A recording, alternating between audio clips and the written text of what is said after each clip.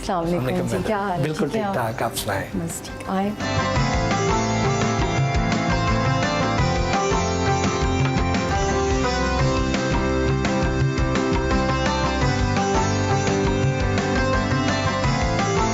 आपके घर में आके तो हमें ऐसे लगा कि जैसे हम कश्मीर में ही आ गए हैं। हर तरफ कश्मीर की ही प्रोडक्ट्स नज़र आ रही हैं। तो आप तो बड़ा अच्छा प्रमोट करती हैं कश्मीर के कल्चर को। बिल्कुल माशाल्लाह से it is one of the richest civilisations in the world. Kashmiri जो कल्चर है, हेरिटेज है, और मैं ख़ुद एक आर्टिस्ट हूँ, और ये जो हमने ऑर्गेनाइजेशन भी पीस एंड कल्चर जो बनाई, उसका नाम मेरी वालदा ने रखा था पीस एंड कल्चर, क्योंकि हमने कश्मीरी कल्चर जो है उससे इतना प्यार भी है और उसको प्रिजर्व भी करना है। जो वहाँ के आर्टिजन्स हैं, क्राफ्ट पर्सनस हैं, वो कितनी मेहनत करते हैं, कितनी कढ़ाइयाँ करते हैं और कितने दुखी होते हैं, और उनको उसका मुआवजा भी नहीं मिलता मोहसिन साहब, जो इतनी बड़ी ट्रेजेडी है। तो ये एक ड्राइंग रूम क्या, हर जगह, हर कमरे में आपको कश्मीर का कोई ना कोई मिलेगा, क्योंकि है भी इतना खूबसूरत, और उसके साथ साथ एक मैसेज भी है कि कश्मीरी एग्जिस्ट करते हैं और वो कितने आर्ट लवर्स हैं और कितने पीस लविंग हैं। मुझे तो इस बात की बड़ी खुशी है कि आज आपके साथ साथ हमने यासीन मलिक साहब के साथ बैठ के भी हमने बातचीत कर ली। हाँ जी, बिल्कुल ऐसे ही लग रहा है। तो ये आपने बनाई है? जी मैंने बनाई है। पता नहीं, मैंने कोशिश तो की है, मगर जितने वो गुड लुकिंग है उतना मैं जस्टिस तो नहीं कर सकी, बट अपनी तरफ से मैंने उनकी बहुत सी बनाई हैं पेंटिंग्स। आपके चेहरे पर हर वक्त एक उदासी सी क्यों रहती है? उदासी तो मैं कवर अप काफ़ी कर लेती हूँ, तैयार होती हूँ, निकलती हूँ, ब्राइट कलर्स पहनती हूँ, कोशिश करती हूँ कि लाइफ में कोई जो अंदर जो गम है, जो दर्द है, रूह तक तकलीफ़ है ना, ये तो जिस्मानी तो नहीं है, रूह की है, क्योंकि कितने बरस गुजर गए तन्हाई और दूरी और परेशानियों में। वो जो 60 दिन टोटल आपने गुजारे उनके साथ, तो उसमें आपको लगता है कि आपने बहुत सारी ज़िंदगी जी ली? बस ख्वाबों ख्यालों वाली वो मोमेंट्स थे, और बहुत ही वो लविंग है और बहुत ही रोमांटिक और केयरिंग भी बहुत हैं, और उनकी भी ज़िंदगी में ये पहली खुशी आई थी इतने सालों के बाद, डेकेड्स के बाद इनफैक्ट। और फिर हमारी औलाद हुई, क्योंकि आपको पता है इन पे 3rd डिग्री टॉर्चर भी हुआ है। तो जिस वक्त मेरी मंगनी हुई तो कुछ इनके ही और भी लोगों ने कहा कि जी, मेरी वालदा को भी कहा कि जी आपने मंगनी तो कर ली है, मगर शायद औलाद भी ना हो सके। तो मेरी वालदा को सारा क्रेडिट इस बात का जाता है, उन्होंने कहा नहीं, जब हमने हाँ कर दी है तो इंशाल्लाह ताला औलाद भी होगी और हेल्दी भी होगी और खुशियाँ देखेगा यासीन, अल्लाह बहुत खुशियाँ लाएगा दोनों के लिए। तो वही हुआ, आपने बेटी भी देखी है माशाल्लाह से, कितनी वो बिल्कुल एक मिनी यासीन है, उसको हम सब कहते हैं घर के अंदर, या वैसे भी बिल्कुल वही शक्ल है, वही आवाज़, वही स्टाइल। तो बस ये अल्लाह के हाथ में होता है, और बस ये है कि बहुत दूरी हो गई है, बहुत उदास रहते हैं हम, और याद आती है उनकी लॉन्ग ड्राइव्स, उनकी पोइट्री, उनका हंसना, उनका आइडियाज़ जो डिस्कस करते थे। अगर इस वक्त हालात ऐसे हैं कि 5/7 का डेथ सेल, एक इंसान को दिन रात रखना, कितने महीनों से कोई मोमेंट नहीं गुजरता जब उनके बारे में हम सोचें ना। आप दोनों की एज में खासा डिफरेंस है जी। तो अंडरस्टैंडिंग कैसी है? मेरे पेरेंट्स का भी काफ़ी एज डिफरेंस था। My father was a professor of economics, फिर वो बॉन यूनिवर्सिटी जर्मनी में थे, फिर पाइट में, फिर कनाडा यूनिवर्सिटी। तो मेरी वालदा मतलब कि उनका ऑलमोस्ट 27 ईयर्स का एज डिफरेंस था, बहुत ज़्यादा, but always like love birds. हालांकि अरेंज मैरिज थी, love from my father side, तो इनका इतना एज डिफरेंस नहीं है, मेरे से 20 का है, 20 ईयर्स का। बट द थिंग इज़ के I think age does not mean, जब आपकी मेंटल कंपैटिबिलिटी, मैं ये नहीं कह रही कि सब लड़कियां मेरी बात को फॉलो करें, अपनी एज ग्रुप भी बहुत अच्छा होता है, बट मेन चीज़ है कि रिस्पेक्ट और मेंटल कंपैटिबिलिटी होती है।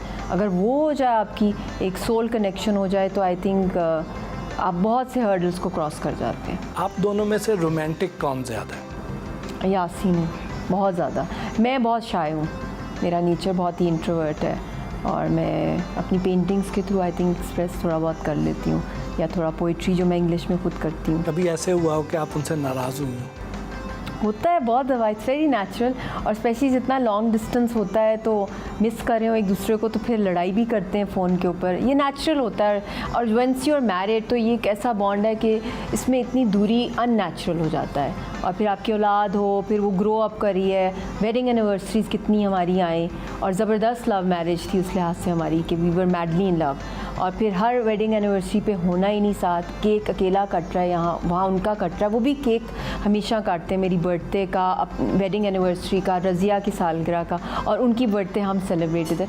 सुना है कि वो वाला हिस्सा जो है वो इस कश्मीर से कहीं ज़्यादा खूबसूरत है, वहाँ का कुछ बताइए, कैसा मौसम है, कैसे फल हैं, कैसे रस्म व रिवाज हैं? बस ये बहुत ही खूबसूरत सवाल है।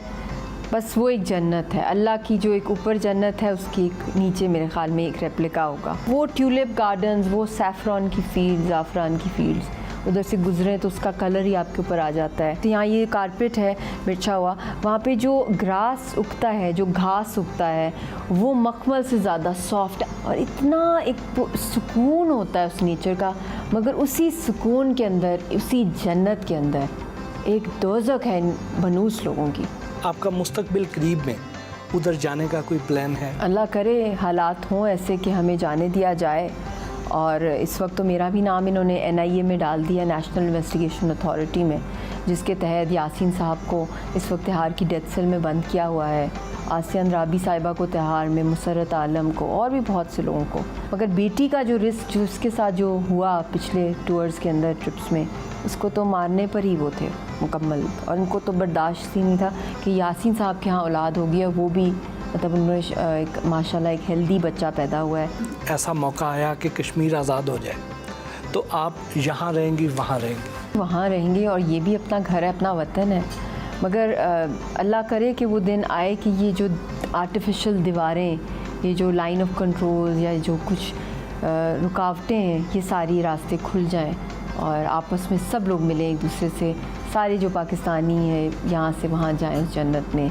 वहाँ से कौन, किसका दिल चाहता है वापस आने का? आप तहरीक आज़ादी कश्मीर की एक बड़ी मौसर आवाज़ है, आप मोदी को क्या पैगाम देना चाहेंगे? मुझे इन पे भी तरस आता है, हिंदुस्तान के लोगों पे, कि उन्होंने एक ऐसे इंसान को वोट दिया जो कि पूरे हिंदुस्तान को तोड़ना चाहता है, जो हिंदुइज़म के भी ख़िलाफ़ है, जो हिंदुत्व की बात करता है, एक्सट्रीमिज़म रिलीजन के अंदर डालना, अखंड भारत के स्लोगन्स, RSS और शिवसेना, वो जिन्होंने इनके अपने फादर ऑफ द नेशन को असैसिनेट किया, महात्मा गांधी को। तो ये बहुत ही ख़तरनाक मोड़ पर है इस वक्त जो हिंदुस्तान है, और क्लिफ हैंगर मोमेंट है जो हिंदुस्तान और पाकिस्तान के बीच में जो हॉस्टिलिटीज़ हिंदुस्तान ने पैदा की हैं, और जो कश्मीरियों को एक दूसरा महीना आ गया है, भूख और प्यास से एक पूरी कौम को ख़त्म कर देना, एक्सटिंक्ट कर देना, इतनी बड़ा ये जेनोसाइड का भी जेनोसाइड है, ये हॉलोकास्ट है, और तारीख कभी माफ़ नहीं करेगी। और जो लोग इस वक्त इंडिया में बैठे खामोश तमाशाई बैठे हैं और समझ रहे हैं कि पूरी दुनिया को ये हिंदुत्व के अंदर या इस पूरे रीजन को कब्ज़ा कर लेंगे, ये इनकी भूल है। जिस तरह एक अरसे से यासीन मलिक साहब जेल में हैं, तो आपके जो घर के एक्सपेंसेस हैं, जो फाइनेंसेस हैं, ये आप कैसे मैनेज करती हैं? ये क्योंकि मैं लकीली अपनी वालदा के यहाँ रहती हूँ, पहले भी मैं इधर ही रहती थी, शादी के बाद बहुत कम अरसा वहाँ रही, तो शुरू में थोड़ा बहुत वो भेज देते थे, मगर अब तो काफ़ी साल हो गए वो नहीं, तो मेरी वालदा ही हमें सपोर्ट करती हैं और मेरी बेटी को भी। मगर मुश्किल होता है क्योंकि मैं ख़ुद भी जॉब नहीं करती हूँ, मगर हमने ये है कि मैं कोशिश ये करती हूँ कि मैं अपनी वालदा के ऊपर कम बोझ डालूँ। बट मदर्स का आपको पता है जो कुछ भी माँओं के पास होता है वो लौटा देती हैं अपनी औलाद पे।